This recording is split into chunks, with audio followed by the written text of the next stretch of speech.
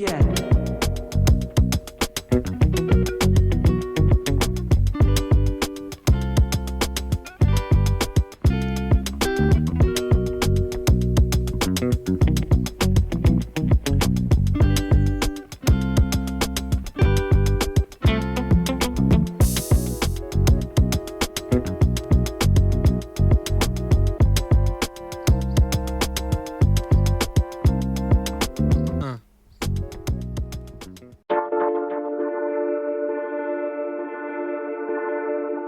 A couple of weeks ago, this company called SKXMod got in contact with me and asked me if I wanted to review one of their units. They made steel cases with sapphire crystals for Casio watches, as well as other mod parts for Casios and Seikos. So I played it cool and told them that I'd have to think about it.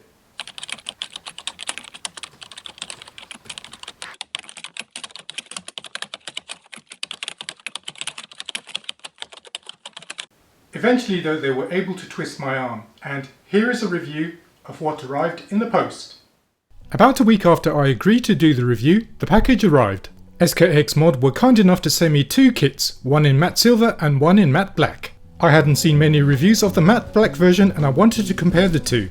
The case and straps are from their Royale line and will fit the AE1200, AE1300 and the WS1600.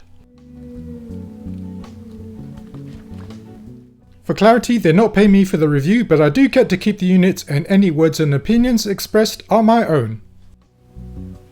Inside the box you get all the tools that you need for the conversion. I'm going to be fitting the matte silver case and strap to the WS1600 and the black one to the AE1200.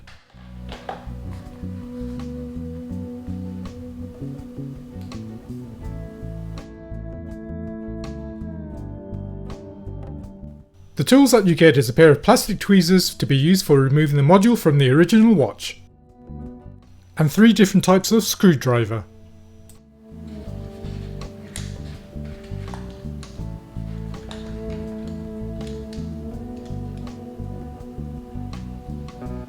And I'm also going to be using this, which is a blower that I use to clean my camera sensor to blow away any dust. The first impression of the bracelet is that it feels robust and solidly built. The bracelet and case are made of 316L stainless steel, which is resistant to pitting and crevice corrosion. Links for the bracelet are attached together by screws for easy adjustment, and the end features a quick release mechanism.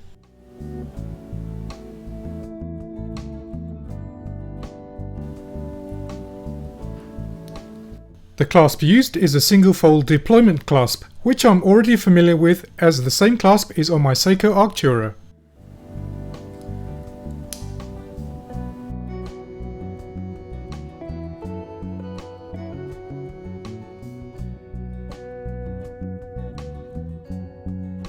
The case also feels solidly built and weighs in at 70 grams with the module inside. It comes with a sapphire crystal installed as well as the 4 push buttons on the side. The blue covering on the ends of the buttons are there for protection and can be scratched off. A tough IP coating is used to achieve the matte silver color, and the version that I have also comes with a black bezel.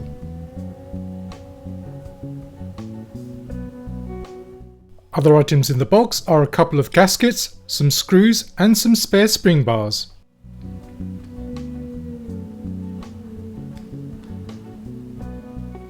Now it's time to get to work and remove the module from the WS1600.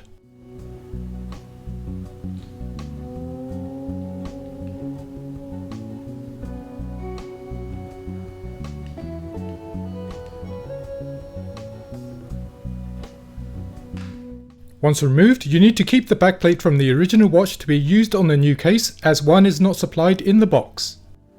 Then use the plastic tweezers to carefully remove the module.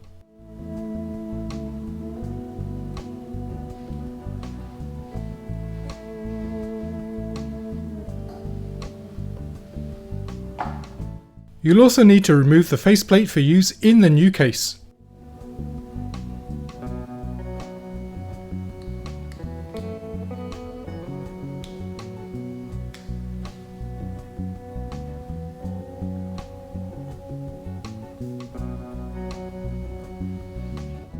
Then it's a matter of installing the faceplate and module into the new case.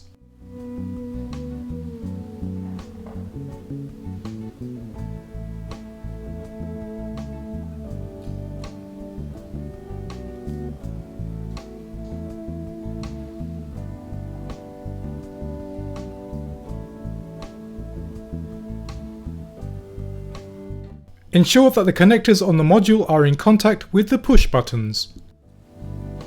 Once the module is installed, check all the buttons and make sure that all the functions are working.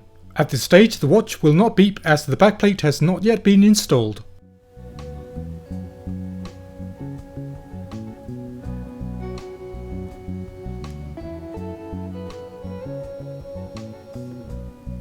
Before attaching the backplate, insert one of the gaskets provided into the groove around the circumference of the case.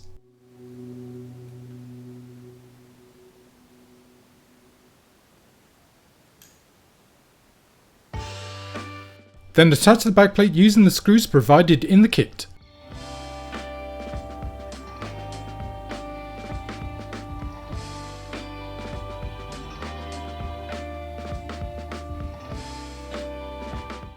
And ensure again that the functions are working. This time the watch should beep with the button presses.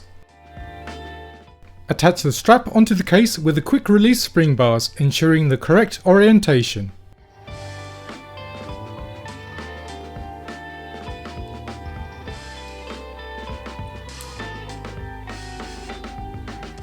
For adjustment, I had to remove 4 of the links to fit my 16cm wrist. One thing I wanted to check out was that the crystal supplied was indeed a sapphire crystal. One test I saw online was to place a drop of water on the crystal. If the water doesn't disperse and forms a bead, then you know it's a sapphire crystal.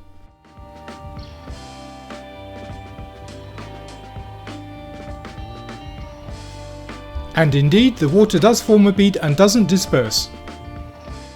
I then tried the same test on my G-Shock WS1600, which I know only has a mineral glass crystal, and I got the same result, so I'm not sure about the validity of this test. If anyone has a better test for a sapphire crystal, then please let me know.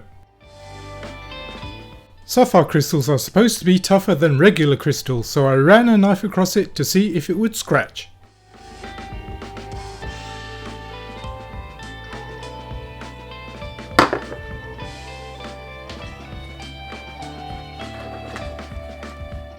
Luckily, the watch passed with flying colours, so I have no reason to doubt that the crystal is indeed sapphire. Trying it on the wrist for the first time, the band proved a perfect fit and provides a different wearing experience to the original resin-based model.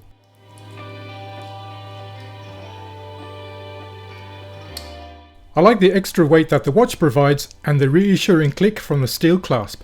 In the summertime, I prefer wearing steel watches over resin models as they get less sweaty on the wrist. And here's a quick before and after. Talking of the extra weight, it now weighs in at 136 grams with 4 links removed. On wrist it feels well balanced and doesn't feel top heavy. For the AE1200, I opted for the black version of the strap and case as I do like the stealthy look of the original. Though I do appreciate the pop of colour provided by the painted well time and illumination painted text. The quality of the black variant is of the same high quality as the matte silver version, and the bracelet features the same easy adjust links. I'll be using the black version for travel as I don't like drawing attention to myself when abroad, but I do require a tough and reliable timepiece. The process for the build is exactly the same as the matte silver variant, so I won't bother showing it to you again. However, if you are building one of these kits for yourself, my advice would be not to rush it and to enjoy the process. I didn't follow this advice with the black build and initially forgot to install the rubber gasket. On wrist, the black variant feels just as well balanced and with the same degree of comfort, and it offers a different proposition to the matte silver version with its stealthy looks.